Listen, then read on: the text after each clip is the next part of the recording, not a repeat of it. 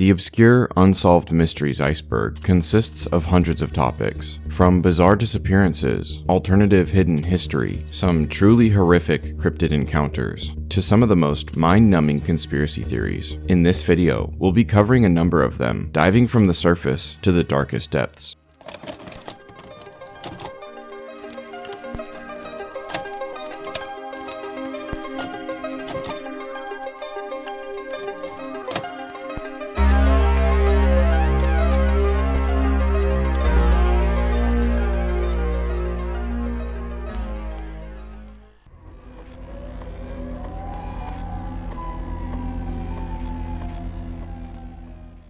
A couple weeks ago, on the night of December 3rd, something bizarre and frightening took place, starting with a mysterious booming sound in UNCANNY County, Idaho.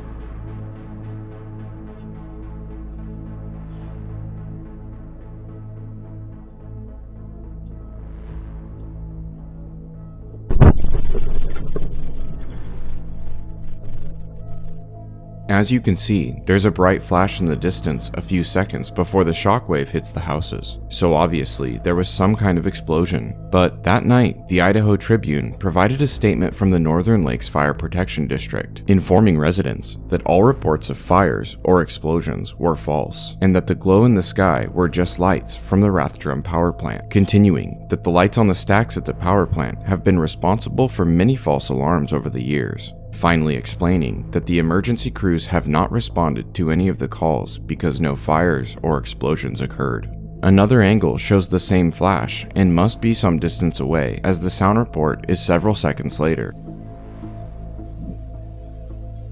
which alone would make me doubt the official story about the light.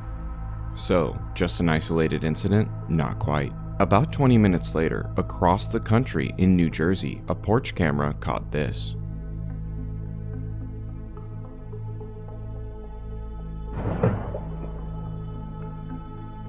The flash is a bit harder to see here, but it occurs at around 4 seconds into the video. A flash, a whooshing sound, and an incredibly loud boom. The comment section is full of other citizens of the northeastern United States relating that they also heard an incredibly loud bang between 9:34 and 9:35 p.m.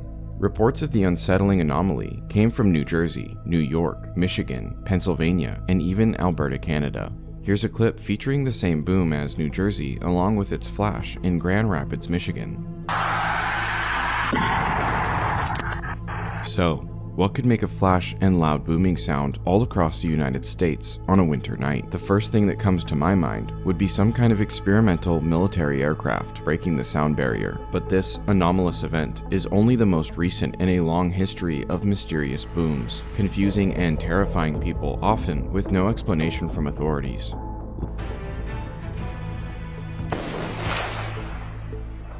New at 10, a mystery in Mesa. At least one neighborhood worried the loud bangs they've been hearing for weeks maybe more than just fireworks and celebrations. ABC 15's Nicole Valdez, live off Baseline in Ellsworth. Now, no one seems to know what they are, where they're coming from, if they're even fireworks or not, but it's not.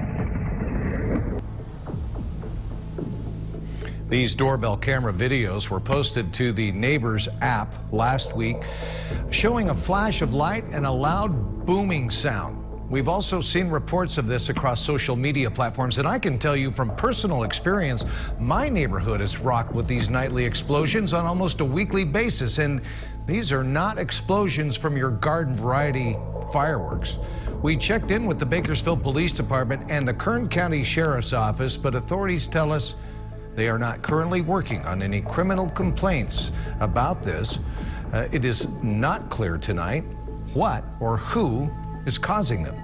A late-night loud noise that will not let up is plaguing a part of Pennsylvania. No one seems to know the source of the mysterious booms.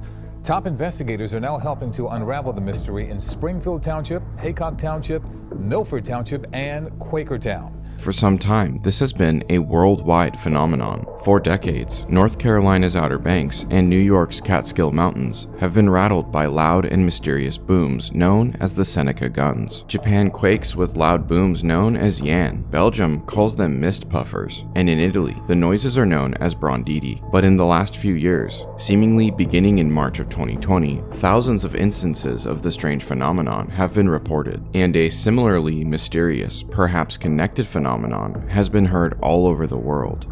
Have you ever heard a skyquake? What? I have no idea, like, it's coming straight out of the sky. What is that?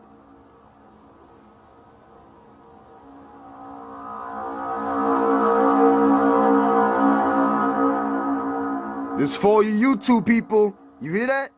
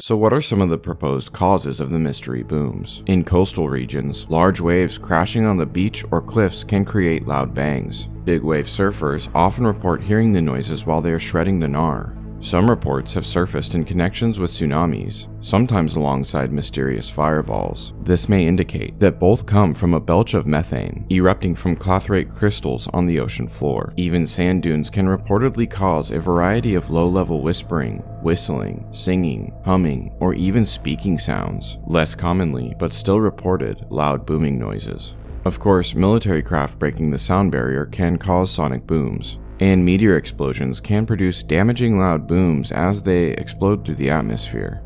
Obviously, thunder could be a cause, but you'd have to expect that in a lot of the cases reported that this was a factor that had been ruled out. And then, there's military exercises. Whatever the true cause may be, I'm sure we'll be hearing them again. Have you ever heard the mysterious booms?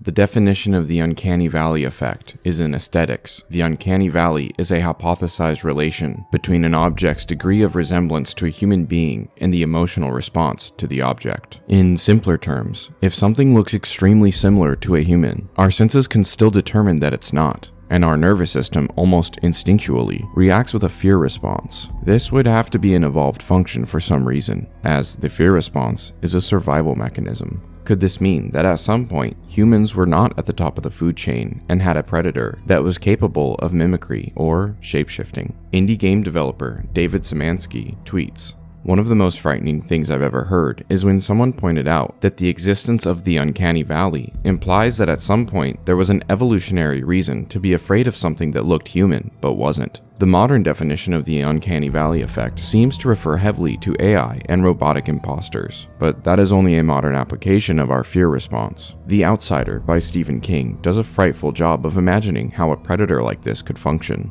with the grief eater, feeding on the grief surrounding a family after losing a loved one, using some sort of shape-shifting or mimicry ability to take someone's form before committing a heinous crime, causing confusion, suspicion, paranoia, and desperation, with the goal seeming to be a total family annihilation. The grief eater showcases a similar intelligence level and consciousness to its human counterpart, but has lived so long it doesn't even know when it was born, what it is, or how many of it there are, only that there are more, and he himself is a rather ravenous, wild one, and that the need to feed drives his existence, insinuating that more controlled, assimilated, and even organized grief eaters could be living among the populace of the civilized world. So why do we fear the uncanny valley effect?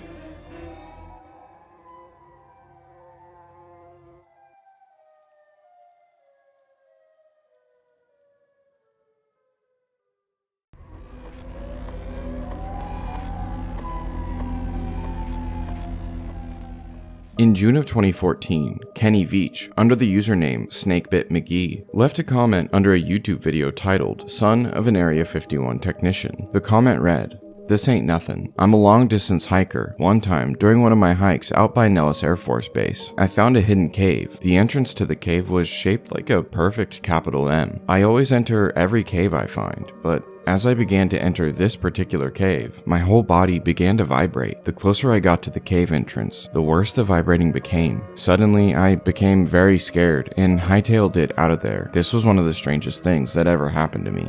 The M-shaped cave Kenny was referring to was, in his estimation, around 7 miles from Nellis Air Force Base, in the Sheep Mountains, north of Las Vegas. Many fellow commentators were skeptical, and some insisted that he was lying about the experience and M-cave discovery. Others dared him to go back and get more footage, to which he responded with a follow-up hike to the same area in the Sheep Mountains, during which he failed to find the M-cave. To this, one commenter warned, "No, do not go back there. If you find that cave entrance, don't go in. If you do, you won't get out." Despite this warning, he returned again to the desert, this time with his Ruger 9mm, and posted a YouTube video of his hike trying to find the M-cave on October 18th, 2014, called M-Cave Hike. He parked his vehicle in the Joe May Canyon and hiked to areas like Corkscrew Canyon and the valley around Gas Peak. He was again unsuccessful, which led to even more comments alleging Kenny was a liar and that M-Cave never existed in the first place. On November 10th, 2014, Kenny told his girlfriend Sharon that he was going on a solo hike to where the M-Cave must be, as he believed he had found the cave as a result of trying to find a shortcut between 2 points of interest. Kenny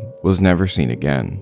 A substantial search effort was launched after Sharon reported him missing, and on November 22nd, 12 days after Kenny went missing, search crews found his cell phone intact but abandoned near a mineshaft far from any trail. Weeks later, someone claiming to be Sharon left a lengthy comment on Kenny's previous M-Cave video, talking about the couple's history hiking and exploring together, before claiming that in her opinion, Kenny had most likely committed suicide and would never be found. She included that he had battled depression, but also warned any potential explorers not to seek out the M-Cave. So, what happened to Kenny? His remains were never found, even though his cell phone was. When the news broke that search crews had found the phone near a vertical mine shaft, they included that they were waiting for a specialized team to search the shaft. If he did take his own life, you'd think his remains would have been found in the nearly 10 years since he disappeared. The same goes for if he would have accidentally perished during his trip. Remains should have been found during the search. What many online theorists speculate is that Kenny did find a secret entrance to a military installation in the desert, and that the sensation he experienced was due to a sonic weapon. Police departments and military have already been using sonic or acoustic weapons known as LRAD systems. The LRAD weaponizes sound by transmitting certain frequencies in a narrow beam like a flashlight. LRADs are commonly used as crowd control or a security deterrent and cause pain, disorientation, nausea, migraines, and permanent damage. So, theoretically, Kenny may have been disoriented due to a sonic attack he experienced, making him unsure of where exactly he had been once he got back to his vehicle. This LRAD system may have been protecting a sensitive military site close to the highly secured Area 51 site. Sharon's strange post insisting that Kenny was depressed and took his own life, then warning others to stay away from the area, perhaps being made under duress. But this is all just crazy conspiracy theory stuff. Well, some inquisitive minds wanted to know more, and there have been a couple developments. In the YouTube video titled "I Found the M-Cave of Kenny Veach" on the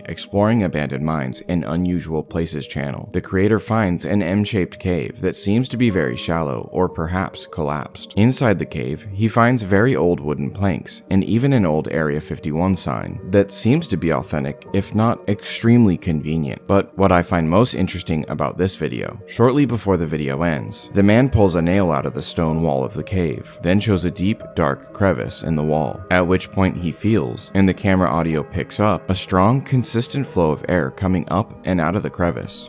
In another video, M Cave Cover-Up found by Sean Conna, Sean hikes into the sheep range and after a few hours finds a rocky outcropping that catches his eye, looking slightly unnatural, and the more he studies it, the stranger things get. This exact formation is the exact spot Kenny filmed in his last YouTube video. Sean points out how it looks as though the top of the M cave was collapsed, and then other large chunks of rock were sealed together using some kind of man-made sealant. But perhaps what is even more interesting than Sean's discovery is what happens to him afterwards. As Sean begins the long hike out of sheep range, something strange begins to happen to him. I'm only about 100 yards from the spot over there where the cave is, but I just threw up. And as soon as I started heading back this way, I started getting sick. I felt like, okay, maybe it's like I haven't eaten. So I started eating a peach, and I couldn't, just one bite of it, I started getting sicker. And then I tried taking more bites, and I just threw up. He becomes sick, vomits multiple times, and looks lethargic and disoriented. He mentions several times that he wants to stop and rest, but shouldn't, as the sun is going down, and he's in the middle of nowhere. The hike would be treacherous and nearly impossible in the darkness. An hour later, after a short rest and rehydration, Sean still struggles to make progress, still becoming sick. Having been slowed down significantly by the sudden onset of nausea and disorientation, night falls on Sean, with over 3.5 miles left to hike. Finally, just before 11 p.m., Sean makes it back to his truck, exhausted and weary, and although he immediately begins to look better as he drives away, there is yet another strange detail about the experience. There were things walking on the sides of me on the way out of that wash after I passed the mine shaft and stuff. And yeah, it was probably just bighorn sheep or something, but I could hear it walking. And I'm out there alone, so it wasn't the most comforting feeling. But you know, I'd stop every once in a while, kind of put the light around, and then the walking would stop. And then I'd start walking again, sometimes stop real quick just to see, and I'd hear like a step or two, and then it'd stop. And then I just would keep walking. It never got within 30, 40 feet. It kept its distance, whatever it was, and I just kind of chalked it up as. So, did Kenny Veach stumble into an entrance to a secret military installation? Did his repeated searches cause him to lose his life? And do Sean Conna's bizarre symptoms manifesting after examining one of the exact locations Kenny documented prove that something is hidden in the desert?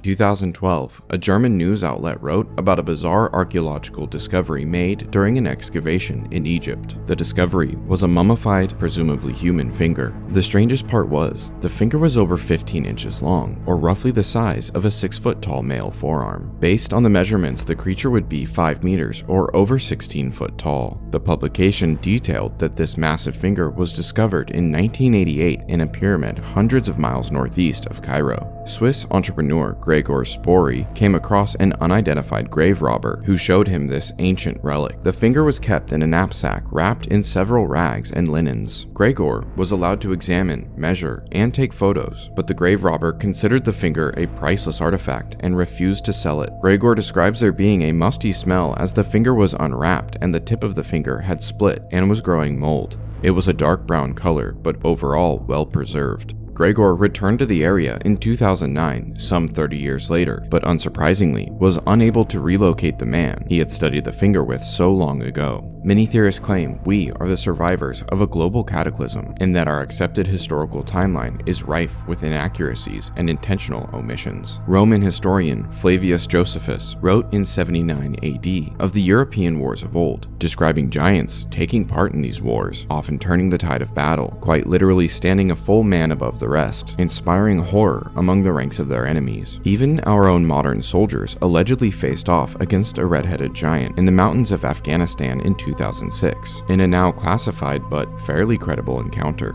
Is it possible giants are a very real, very hidden part of humanity's past? I find it odd that the subject is so taboo, as a simple change in the pituitary gland still produces humans above 8 foot tall in modern times. In just a few years ago, a tomb of giants was discovered in China, thought to date back to about 5,000 years ago. I find that date interesting, as by all accounts, our currently academically accepted timeline starts right about 5,000 years ago. That is everything I have for you today. I want to thank you all from the bottom of my heart for liking, commenting, and sharing on the video and subscribing to the channel. I'm going to try to get one more video out before the holiday, but just in case I don't, I want to wish you all a very, very Merry Christmas and Happy Holidays. If you haven't subscribed, hit subscribe, hit the notification bell, make friends in the comment section, and above all, have a happy holiday season and be safe. And I'll see all of you in the next video.